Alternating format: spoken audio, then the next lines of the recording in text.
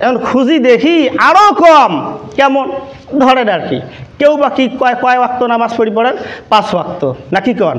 5 ওয়াক্ত নামাজ পড়ি না? কেউ বা 5 ওয়াক্ত পড়ি, কেউ বা কী করি শুধু জুমা পড়ি, কেউ 2 ঈদ পড়ি, কেউ জুমা আর 2 ঈদ পড়ি। আমার বন্ধুগণ, আমার ভাইরা, আমরা যতগুলো আল্লাহর বান্দা বান্দি পৃথিবীর জমিনের মধ্যে, কেউ বা 5 ওয়াক্ত নামাজ আদায় করে, কেউ বা জুমার নামাজ আর 2 ঈদের নামাজ আদায় করে, কেউ বা শুধু 2 ঈদের নামাজ আদায় করে। মুসলমান যে 6 রাকাত নামাজ আদায় করুক না কেন, মুসলমান যখন গিয়ে নামাজের মধ্যে আল্লাহু আকবার বলে, যখন আল্লাহর বান্দা হাত দুখানা বেঁধে ফেললো, ভাইজান লক্ষ্য করে দেখবেন কান ধরে বলতেছে আল্লাহ তুমি বড়, তুমি বড়। কানে যখন হাত লাগায় বলে আল্লাহু আকবার, কানের মধ্যে হাত লাগাইয়া বলে কান ধরে, তার মানে হলো কান ধরে সাক্ষ্য দিচ্ছেন আল্লাহ তুমি বড়। কে বড়? কি বললেন? কান ধরেন নাই?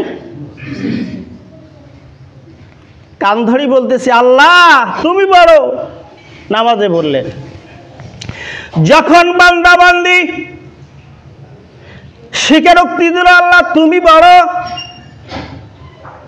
তারপর যখন সুবহানাকাল্লাহুম্মা ওয়া বিহামদিকা ওয়া তাবারাকা ইসমুকা ওয়া তাআলা জাদ্দুকা ওয়া লা ইলাহা গায়রুকা বললেন, ভাইজান আল্লাহকে বলতেছেন আল্লাহ আল্লাহ তোমার তাসবিহ তাহলিল করি মাবুদ, তোমার বড়ত্ব স্বীকার করি।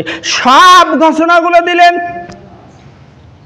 ঘোষণা দেওয়ার পরে বান্দা যখন সঙ্গে সঙ্গে যখন রুকুতে চলে গেল, আল্লাহু আকবার বলে আবার কি ঘোষণা দিয়েছেন বলেন? আল্লাহ তুমি বড়, তোমার চেয়ে বড়ত্ব কেউ নাই। যখন বান্দা সেখানে পবিত্র ঘোষণা দিল সুবহান রাব্বিল আযীম, পবিত্র ঘোষণা দিচ্ছেন আল্লাহ তুমি পবিত্র।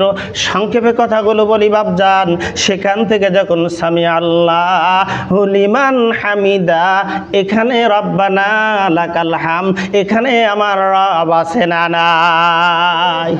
আল্লাহু আকবার, এখানে রব আছে না নাই? তারপর যখন রুকুতে গেলেন সেখানেও রব।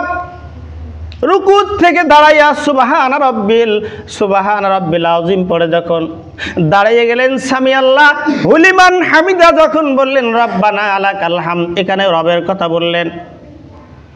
আবার যখন আবার বান্দা বান্দি যখন সেজদার মধ্যে চলে যায়, মাথা নত করে আল্লাহু আকবার বলে, বান্দা বান্দি বলে আল্লাহ তুমি বড়, আল্লাহ তুমি বড়, তুমি মহান, তুমি বড়।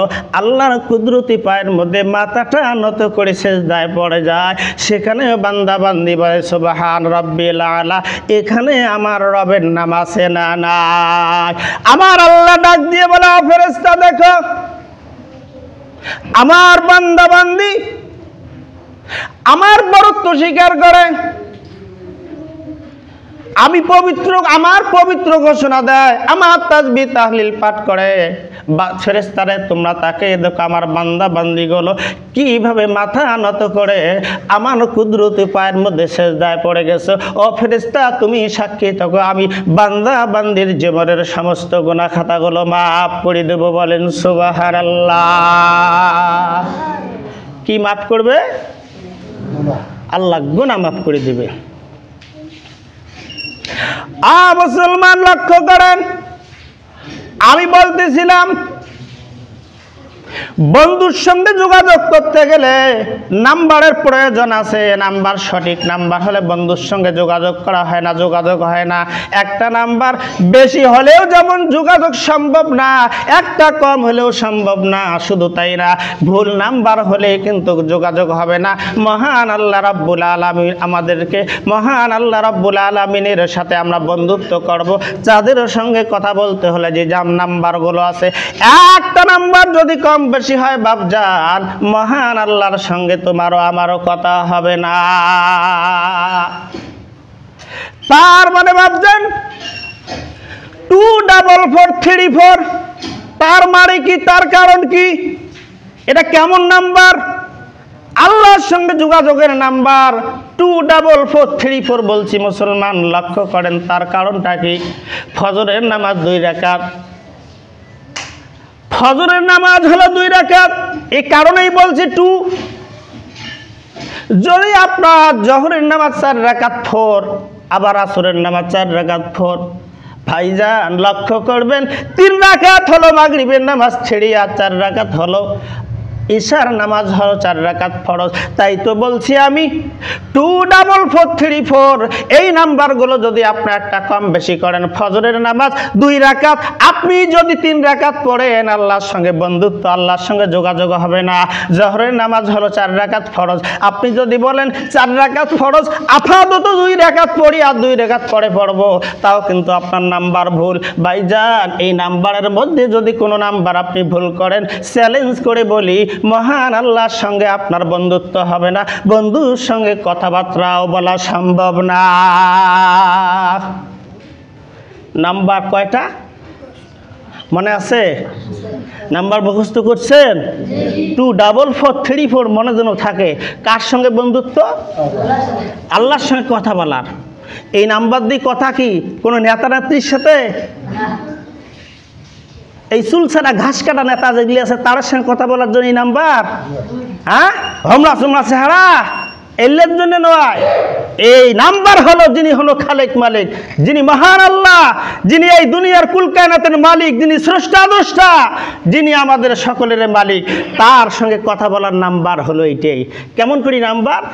মুসলমান বিশ্বনবী বললেন নামাজ হলো আল্লাহর সঙ্গে কথাবার্তা, নামাজ হলো মিরাজ, নামাজ হলো সাক্ষাৎ।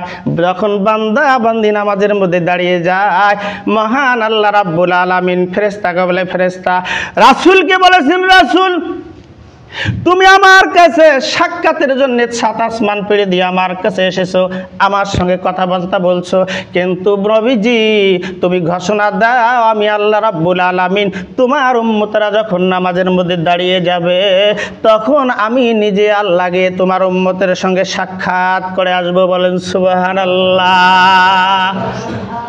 উম্মতের জন্য সাক্ষাতের জন্য আল্লাহ এসে তাহলে নামাজের মধ্যে দাঁড়িয়ে, হ্যাঁ কি বলি। আর আমাদের নামাজটা কেমন দেখছেন? আমি এক সময় ইমামতি